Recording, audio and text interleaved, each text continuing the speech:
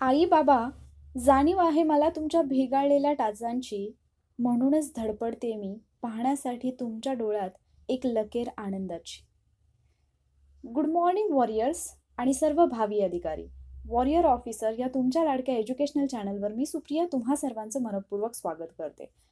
अर्थात आपली एक्झाम झाली नाही आणि त्यामुळे आता बऱ्याच वॉरियर्सचे आई वडील त्यांच्यावरती प्रेशर टाकतात, जसं की मुलांसाठी त्यांचा बिझनेस असेल किंवा मुलींसाठी लग्न असेल तर याच्यासाठी एक प्रेशर येते.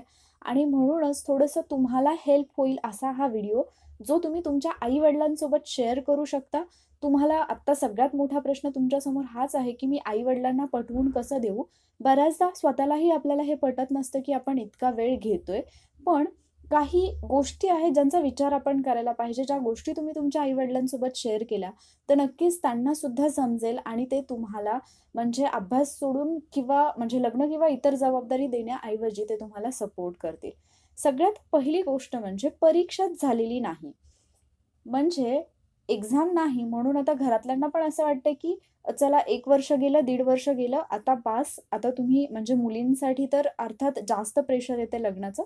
मुलांवरती पण जबाबदाऱ्या असतात आणि मुलांवरती पण ते प्रेशर येतं. तसं तर हा व्हिडिओ मुलं आणि मुली दोघांसाठी आहे. पण मला असं वाटतं, की थोडं मुलं ते प्रेशर हँडल करू शकतात किंवा बऱ्याचदा ते आई-वडिलांना तसं ठामपणे सांगू शकतात, जसं की बऱ्याच मुली सांगू शकत नाहीत. आणि म्हणून हा व्हिडिओ मी घेऊन आले, जो की तुम्ही तुमच्या आई-वडिलांसोबत शेअर करू शकता. तुम्हाला पण जर हा प्रश्न असेल, की आता लग्न कर म्हणतायत किंवा मग घरचे आपल्याला इतर कोणतीतरी जबाबदारी देतायत, सगळं काही सोडून द्यायला सांगतायत, तर मी काय करू? तर हा व्हिडिओ तुमच्या पॅरेंट्ससोबत तुम्ही नक्की शेअर करा. तुम्ही त्यांच्यासोबत बसून जर हा व्हिडिओ ऐकला तरीसुद्धा चालेल. सगळ्यात पहिली गोष्ट, आई-बाबा त्यांच्या ठिकाणी एकदम बरोबर आहेत. कारण कोणत्याही आई-वडिलांना एका ठराविक कालावधीनंतर आपली मुलं सेटल व्हावीत, आपल्या मुलांचं आयुष्य जे आहे ते सुरळीत चालू व्हावं असं वाटत असतं. आणि आत्ता सध्याचा जो आपला पिरियड आहे, तो स्ट्रगलचा पिरियड आहे. त्यामुळे मी आई-वडिलांना अजिबात इथे चुकीचं म्हणत नाही.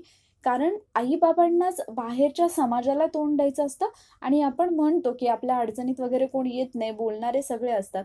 पण हा समाज नकळतपणे का होईना आपल्या जीवनाचा एक अविभाज्य भाग असतो. आपली भावकी जे कोणी असतात रिलेटिव्ह त्यांना तोंड द्यायचं असतं आपल्या आई-वडिलांना. आणि जरी समजा तुमचे आई-वडील तुम्हाला फुल सपोर्ट करत असले, तरीसुद्धा ते रिलेटिव्हज असतात, जे वारंवार विचारत असतात, "अरे, पोरीच्या लग्नाचं बघ, जास्त शिकवून काय करणार आहे? परत पोरगी काहीतरी करेल." आणि बऱ्याच गोष्टी असतात, जे बाहेरचे लोक डोक्यामध्ये घालत असतात आणि त्यांना त्या गोष्टी फेस करायच्या असतात. त्यामुळे त्यांच्यावरती प्रेशर येणं आणि एक काळजी असणं हे स्वाभाविक आहे. त्यामुळे इथे मी कोणत्याही आई-वडिलांना चुकीचं म्हणत नाही. तर ते अगदी त्यांच्या ठिकाणी बरोबर आहेत. पण काही गोष्टी आहेत, ज्या मला आई-वडिलांसोबत बोलायला आवडेल, आई-बाबांना सांगायला आवडेल. त्या म्हणजे एक तर पहिली गोष्ट, तुमचा मुलगा किंवा मुलगी जे काही शिकतील, ते शिकलेलं वाया जाणार नाही. बऱ्याचदा असं वाटतं, की म्हणजे इंजिनिअरिंग केलं, ग्रॅज्युएशन केलं, बाकी काही केलं, पण जॉब नाहीये, मग शिकलेलं सगळं वाया गेलं. तर असं अजिबात होत नाही. शिक्षण कधीच वाया जात नाही. आणि दुसरी गोष्ट, आत्ता जे पण मुलं तुमची तुमच्याकडे चान्स मागतायत, की मला ही एक्झाम देऊ द्यात, तर अर्थात ते तुमच्याकडे नव्याने संधी मागत नाहीयेत. ही गोष्ट पण तुम्ही लक्षात घेतली पाहिजे. ते तुमच्याकडे जी संधी मागितली होती 2020 मध्ये त्याची फक्त मुदत वाढवून मागतायत आणि त्याचं रिझन म्हणजे 2020 मध्ये एक्झामच झाली नाही. साधा सोपा म्हणजे एक विचार करा, की 2020 मध्ये फक्त तुमच्याच मुलाची किंवा तुमच्याच मुलीची एक्झाम झाली नाहीये, असं झालंय का? तर नाही, प्रत्येकाची तीच कंडिशन आहे. भले तो विद्यार्थी एम-पी-एस-सी करत असू देत, यू-पी-एस-सी करत असू देत. यू-पी-एस-सीची एक्झाम झाली, चला आपण ते थोडं बाजू ठेवूयात.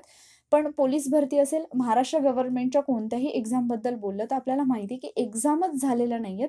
त्यामुळे त्यांच्यावरती हे प्रेशर टाकणं, की तुझी परीक्षा नाही झाली किंवा तू सिलेक्ट नाही झाला, तू नोकरीला नाही लागला, तू नोकरीला लागली नाहीस आणि आता तुझं लग्न करून टाकायचं, हे कितपत योग्य आहे? त्यांनी मे बी तुम्हाला 2020 साठी शेवटचा चान्स मागितला असेल, जो तुम्ही त्यांना दिलेला आहे. पण गव्हर्नमेंटनी सुद्धा अगदी हप्ते भरण्यासाठी काही मुदत वाढवून दिली होती, हे तुम्हाला माहिती आहे लॉकडाऊनमध्ये. ही तर तुमची मुलं आहेत. तुम्ही त्यांना थोडासा वेळ तर द्यायलाच हवा. कारण एक्झामच झाली नाही याच्यामध्ये तुमच्या मुलांचा काहीच दोष नाही. एक अनुभव मी तुमच्यासोबत शेअर करेन नक्कीच. आणि हा प्रत्येक आई-वडिलांनी म्हणजे तुमची मुलं शाळा शिकत असू देत, नोकरी करत असू देत किंवा स्पर्धा परीक्षा देत असू देत किंवा नसू देत. हा अनुभव जो आहे ना, तो तुम्ही नक्की ऐका. कारण म्हणजे मला आलेला हा अनुभव किंवा मी अगदी जवळून पाहिलेला हा अनुभव जो मला अजूनही आठवतो. मी जेव्हा 7वीत होते, तेव्हा माझी एक मैत्रीण होती, म्हणजे आमच्या क्लासमध्ये शिकणारी एक मुलगी होती. आणि म्हणजे ज्यावेळेला 7वी असताना ज्यावेळेला आम्हाला असं समजलं, की तिच्या घरच्यांनी तिचं लग्न जमवलंय.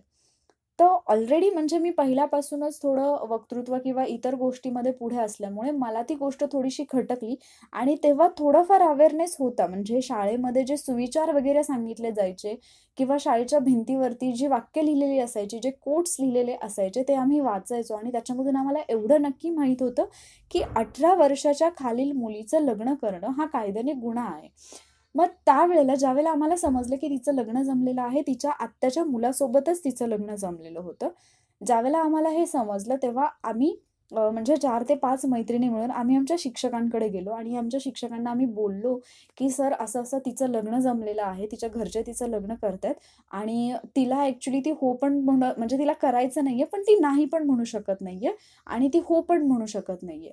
तर या सगळ्यामध्ये काय करावं?" तर सर आमचे असं बोलले, की "आधी तुम्ही जा तिच्या घरी आणि तुम्ही बोलण्याचा प्रयत्न करा. तिच्या आईशी, वडिलांशी बोलण्याचा प्रयत्न करा आणि जर समजा त्यांनी नाही ऐकलं, तर मग नंतर आम्ही जाऊन बोलू किंवा आम्ही त्यांची भेट घेऊ. आम्ही ॲटलीस्ट त्यांना ॲडवाईस तरी देऊ, की मुलीचं लग्न इतक्या लवकर करू नका." आम्ही तिच्या घरी गेलो. घरी गेल्यानंतर मला आठवतं अजूनही, तिची आजी होती. आमच्या मैत्रिणीने आम्हाला पाणी वगैरे दिलं आणि ती बोलली, की "बसा, चहा वगैरे ठेवते" आणि आम्ही तिच्या आजीसमोर बसून तिच्या आजीला आम्ही हे सांगत होतो, की "आजी एवढ्या लवकर लग्न नका करू. अजून तिला शिकू द्यात. ती खूप हुशार आहे. ती म्हणजे शाळा शिकली तर ती खूप मोठं नाव करेल" वगैरे.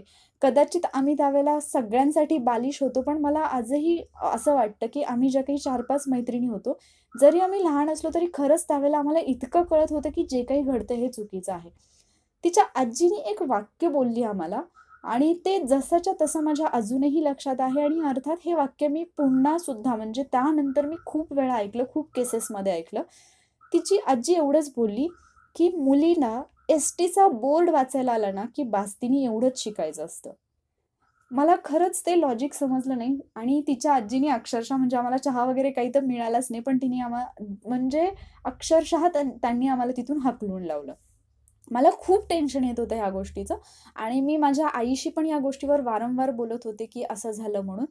पण तिचं लग्न झाल्यानंतर फक्त 1 महिन्याचा कालावधी गेला आणि एका महिन्यामध्ये आम्हाला काहीतरी असं समजलं, की जे फार शॉकिंग होतं. ॲक्चुअली तिच्या वडिलांनी म्हणजे तिच्या नावावरती काहीतरी एफ-डी की काहीतरी केलं होतं. तिच्या नावावरती काही पैसे होते जे बँकेमध्ये ठेवलेले होते. अर्थात तिचं लग्न जे होतं ते जमलं होतं आत्याच्या मुलासोबत. तिच्या आत्याला हे माहिती होतं, की आपल्या भावाने मुलीच्या नावावरती काही ठराविक रक्कम ठेवलेली आहे. लग्न झाल्यानंतर अजून 1 महिना पण व्हायचा होता. तोपर्यंतच तिला तिच्या सासूनी तिच्या नवऱ्याने सांगितलं, की "तुझ्या अकाउंटला जे पैसे आहेत ते आपल्याला काढायचे आहेत. काहीतरी गरज आहे आणि तू आई-वडिलांकडे जा आणि पासबुक घेऊन ये." ती माहेरी आली. तिने पासबुक घेतलं आणि ती परत गेली. परत गेल्यानंतर ज्यावेळेला तिच्या सासू-सासऱ्यांनी आणि तिच्या नवऱ्याने पाहिलं, तर तिच्या अकाउंटवरती पैसे नव्हते. हे ज्यावेळेला तिच्या सासू-सासऱ्यांनी, नवऱ्याने पाहिलं, तर त्यांनी लगेच परत फोन केला हिच्या वडिलांना आणि विचारलं, की हिच्या अकाउंटला जे पैसे होते, ते कुठे गेले? त्यावेळेला तिचे वडील सरळ बोलले, की "मी तिच्या लग्नासाठी ते सेव्ह केले होते आणि ते पैसे मी लग्नामध्ये खर्च करून टाकले." ज्यावेळेला हे तिच्या सासू-सासऱ्यांना कळलं, नवऱ्याला कळलं, त्यांनी त्या मुलीला जशीच्या तशी तिच्या माहेरी पाठवून दिली, आई-वडिलांकडे पाठवून दिली आणि तिचं लग्न झाल्यानंतर आम्ही 7वी होतो.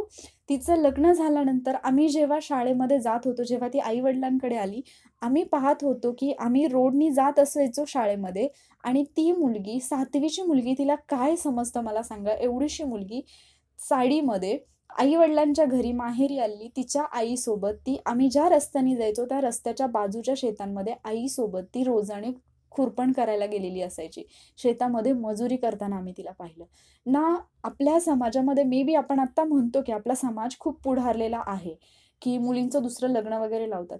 पण हे कुठे होतं आणि कुठे नाही. एक समाजाचा भाग असाही आहे, जिथे अजूनही अ, परिस्थिती एवढी वाईट आहे ना अक्षरशः, की आपण कल्पनाही नाही करू शकत. ते पाहिलं तर आपल्या अंगावरती काटे येतील, अशी सिच्युएशन होते. मी असं अजिबात म्हणत नाहीये आई-वडिलांना, की तुमच्या मुलीच्या बाबतीत हेच घडेल. तुमच्या मुली ग्रॅज्युएट झालेल्या आहेत, शिकलेल्या आहेत, बरोबर आहे. पण यापेक्षाही वाईट अनुभव, यापेक्षाही वाईट उदाहरणं आम्ही पाहिलेली आहेत. अगदी 1-1, 2-2 मुली झाल्यानंतर लोकं जे वागतात, ते आम्ही अगदी जवळून पाहिलेलं आहे. म्हणून मी तुम्हाला रिक्वेस्ट करते, की ती तिच्या स्वतःच्या पायावरती खंबीरपणे उभं राहील, एवढं तिला काहीतरी भक्कम करू द्यात. कारण पुढे जाऊन काही झालं, देव न करो, पण जर काही झालं ना, तर तिथे आपण फक्त आणि फक्त नशिबाला दोष देत बसतो. पण ज्यावेळेला आपल्या हातामध्ये वेळ असते, तेव्हा आपण काहीच करत नाही. एकदा हा विचार करून पहा आणि म्हणून एक चान्स द्या. बरं, हे झालं एक मी माझ्या जवळून पाहिलेला अनुभव आहे म्हणून. अगदी साधं उदाहरण तुम्ही घ्या, की आत्ता लॉकडाऊनमध्ये सगळं काही बंद होतं. अगदी शेतातलं जे काही पीक होतं, म्हणजे जसं फळबागा ज्यांच्या होत्या, बरंचसं काही शेतातलं जे पीक होतं ते शेतामध्येच राहून गेलं. बरोबर? कारण मार्केट अवेलेबल नव्हतं. लॉकडाऊन होतं त्याच्यामुळे. त्यानंतर जे काही पाऊस आला असेल किंवा काही ठिकाणी आपण पाहतो, की अजिबात पाऊस नाही. आत्ता तर यावर्षी प्रत्येक ठिकाणी खूप जास्त पाऊस पडला. काही ठिकाणी पिकांना भाव नाही. म्हणून तुम्ही पाहिलं असेल, की शेतकरी पिकावरती ट्रॅक्टर फिरवतायत. ज्यावेळेला त्या पिकावरती, एवढ्या चांगल्या आलेल्या पिकावरती ट्रॅक्टर फिरवावा लागतो, ते पीक पूर्ण नष्ट करावं लागतं, त्यावेळेला तुमचं काळीज तुटतं ना. मग हे तर तुमच्या काळजाचा तुकडा आहे. त्यांच्या स्वप्नांसाठी तुमचं काळीज तुटणार नाही का? एकदा विचार करून पहा आणि एक शेवटची संधी म्हणून त्यांना हा चान्स द्या आणि पहा, की म्हणजे तुम्हाला जर असं वाटलं, की तुम्ही दिलेली संधीचा वापर त्यांना करता येत नाही, तर शेवटी निर्णय तुमच्या हातात आहे, कारण तुम्हाला तेवढा अधिकार आहे. पण एक चान्स द्यायला काहीच हरकत नाही. फक्त थोडीशी मुदत वाढवून द्यायला काही हरकत नाहीये. एक्झाम होईपर्यंत त्यांची आन्सर की येईपर्यंत तरी तुम्ही लग्नाचा विषय काढू नका किंवा लग्नासाठी फोर्स करू नका. त्याचं रिझन म्हणजे खरंच याचा अभ्यासावरती परिणाम होतो आणि खरंच पहिल्यापासून जी पाहिलेली स्वप्न असतात ना, ती कुठेतरी स्वप्नच बनून जातात आणि हे वॉरियर्स आहेत, जे त्यांच्या स्वप्नासाठी झगडतायत आणि त्यांच्या या लढाईमध्ये तुमची साथ जास्त महत्त्वाची आहे. हे झालं आई-वडिलांसाठी. पण वॉरियर्स, तुम्हाला मला एक सांगायचं आहे. तुम्ही तुमच्या आई-वडिलांसोबत हा व्हिडिओ पाहत असाल अशी मला अपेक्षा आहे. तुम्हाला मला एक गोष्ट सांगायची आहे. तुमच्या आई-वडिलांनी आत्तापर्यंत जे तुमच्यावरती प्रेम केलं, जे तुमचे लाड केले, जो विश्वास तुमच्यावरती दाखवला ना, त्या विश्वासाचा गैरफायदा अजिबात घेऊ नका.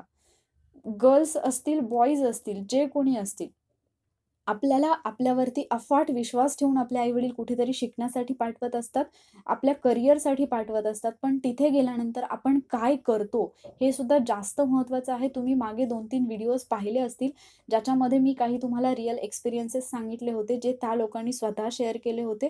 तर या गोष्टी प्लीज करू नका. फक्त तुमच्या आई-वडिलांच्या कष्टाची, आई-वडिलांनी आत्तापर्यंत तुमच्यासाठी काय केले याची जाणीव फक्त राहू द्यात आणि तिथून पुढे तुमची प्रायोरिटी ठरवा, की तुम्हाला एक्झॅक्टली काय करायचंय आणि त्या गोष्टीवरती फोकस राहून करा.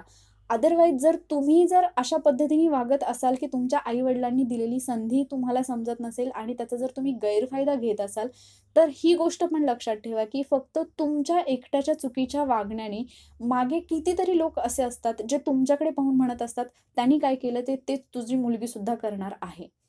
म्हणून आपल्यामुळे इतरांचं नुकसान होऊ नये याचा सुद्धा विचार करा आणि एक व्यक्ती चुकीचं वागली तर त्याच्यामुळे 10 जे चांगले वागत असतात, म्हणजे एका मुलीने चुकीचं पाऊल उचललं तर मागे 10 चांगल्या वागणाऱ्या मुलींचं नुकसान होतं. कारण त्यांचे आई-वडील किंवा त्यांचे नातेवाईक त्यांच्यावरती विश्वास ठेवायला तयार नसतात. एका मुलीने चांगलं केलं तर तिचं उदाहरण देणारे खूप कमी लोक असतात, की ती बघ कशी शिकली, तिने कसं म्हणजे IAS झाली किंवा ती क्लास 1 झाली, PSI झाली, हे सांगणारे लोक खूप कमी असतात. पण एका मुलीने जर चुकीचं पाऊल उचललं ना, तर तुम्हाला 1000 लोक भेटतील हे सांगणारे, की "ती पोरगी बघ तिने असं केलं, ती याच्यासोबत निघून गेली, तिने ह्याच्यासोबत लफडं केलं आणि तुझी पोरगी पण हेच करेल." हे सांगणारे 1000 लोक तुमच्या आई-वडिलांना भेटत असतात. याची जाणीव तुम्हाला असली पाहिजे. आय होप तुमचा जो काही डाऊट होता किंवा तुमचं जे काही टेन्शन होतं, त्याच्यामध्ये मी थोडीफार काहीतरी हेल्प करू शकले असेन. प्लीज या व्हिडिओचा कोणताही गैरअर्थ घेऊ नका. मी कमेंटसाठी, लाईकसाठी, व्ह्यूजसाठी हा व्हिडिओ बनवलेला नाही. सिरियसली असे काही प्रॉब्लेम्स माझ्यापर्यंत आले म्हणून हा व्हिडिओ मी तुमच्यापर्यंत घेऊन आलेले आहे. सो प्लीज याला दुसऱ्या कुठल्या गोष्टीशी रिलेट करू नका. जर हा व्हिडिओ तुम्हाला थोडाफार जरी हेल्पफुल ठरला असेल, तर लाईक करा, शेअर करा. तुमच्या आई-वडिलांसोबत शेअर करायला अजिबात विसरू नका. त्यांच्यासोबत बसून हा व्हिडिओ तुम्ही पहा आणि वॉरियर ऑफिसर या तुमच्या लाडक्या एज्युकेशनल चॅनलला नक्की सबस्क्राईब करा. Stay safe. Thank you.